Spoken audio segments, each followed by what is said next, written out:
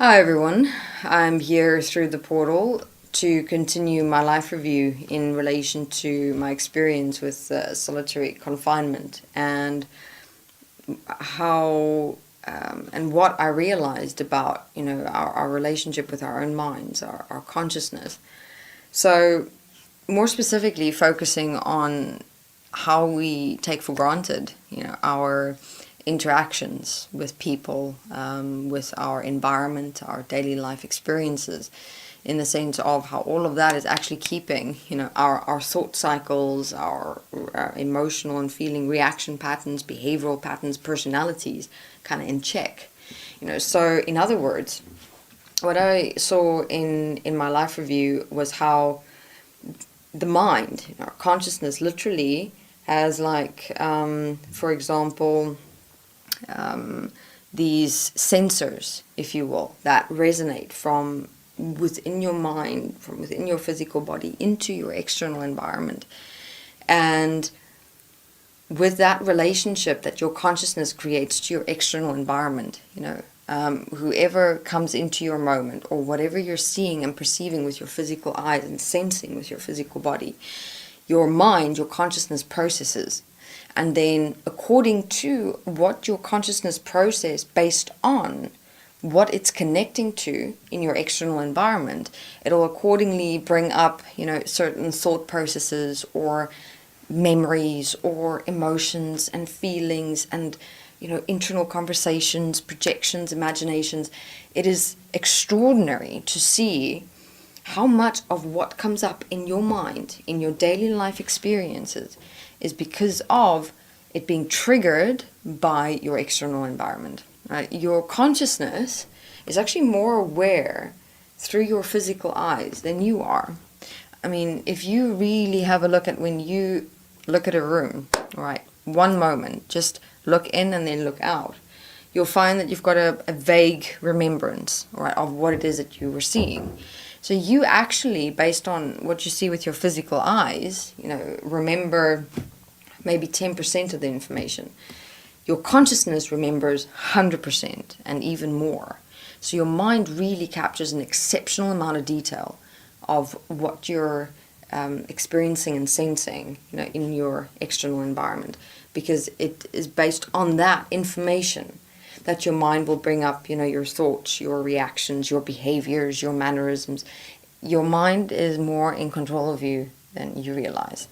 So therefore, this is actually a gift in the sense that, for those of you who are walking process, your process of from consciousness to awareness, you can utilize these moments of when you're walking into a new room, a new moment with another person, when your moments change as you're moving, as you're walking, you start observing what thoughts and reactions are coming up inside of you, just seemingly automatically or seemingly out of nowhere. Those are the programs and patterns of your consciousness in your mind that you can start working on, investigating, having a look at.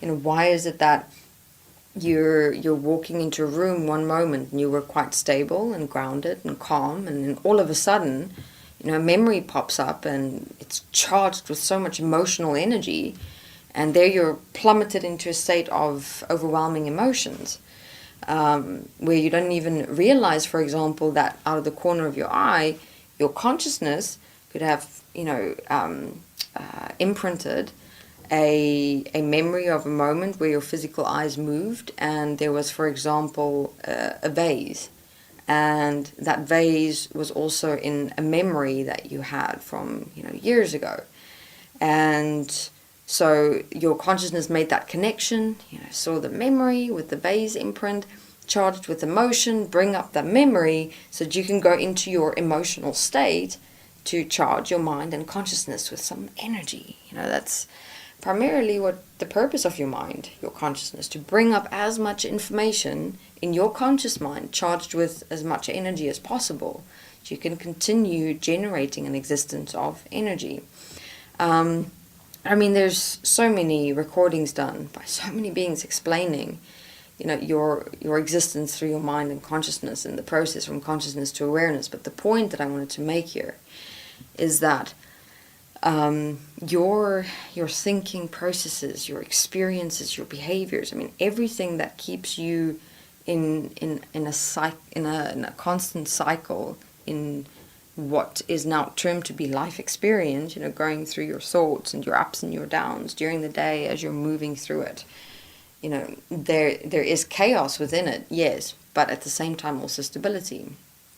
There is that constancy within you that, yes, no matter how busy or how quiet your mind is, throughout the day as it goes through its ups and downs, you're still in a level of constant stability, like a slight background murmur, if you will. Now, in solitary confinement, you don't have any external stimuli, nothing. It's just you, alone, with yourself, with your own mind as it exists.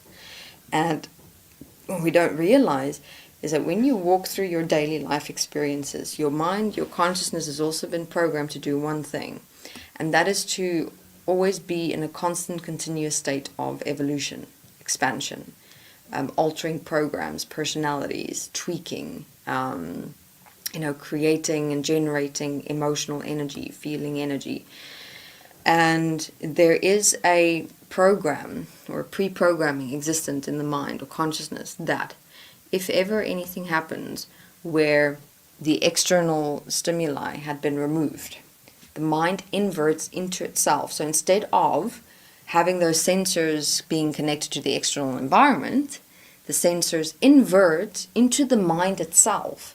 And then it starts sourcing for stimuli within itself, within the deeper levels or dimensions of your consciousness and of your physical body. And here going in now, it tries to source, things to bring up in your mind from the past, from memories, from remembrances, from data and information that you don't even know you have, because you don't even realize the extent of data and information that your consciousness can capture, in one moment of the blink of an eye, or one moment of looking into a room.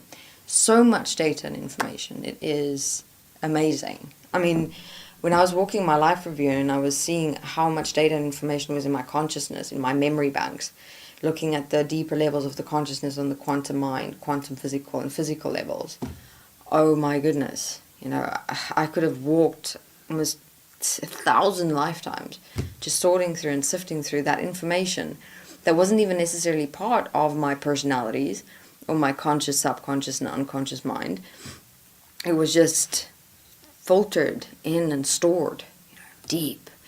So then the mind starts inverting into itself to try and find things for it to remain, stimulated, for it to trigger, for it to activate, for you to generate emotional energy and feeling energy. And this is where that inversion comes, where the insanity ensues, in the sense that I completely lost touch with reality, completely.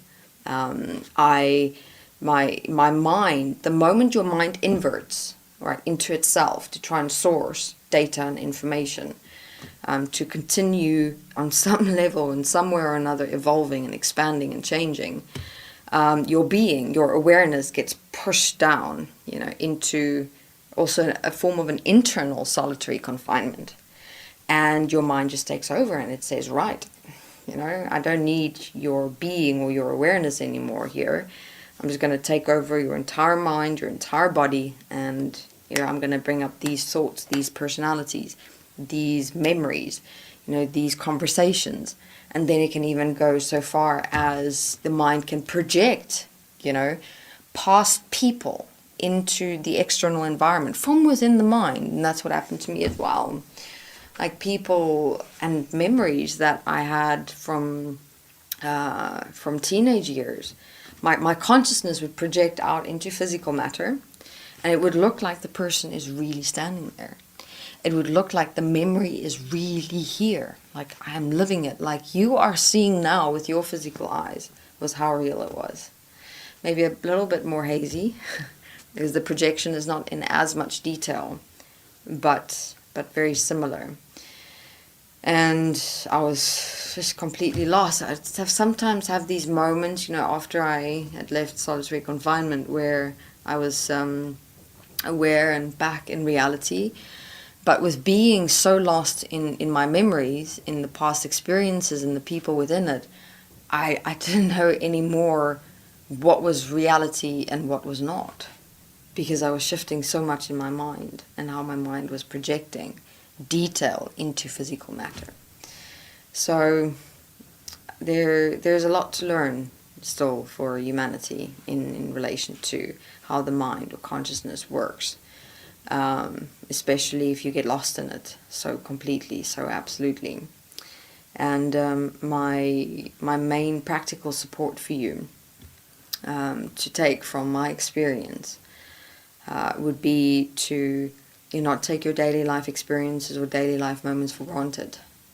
Understand how your thoughts work, your emotions, your personalities, your behaviors, how much in control your consciousness is of you right now, and how you can regain your directive principle, your power, your control by living words.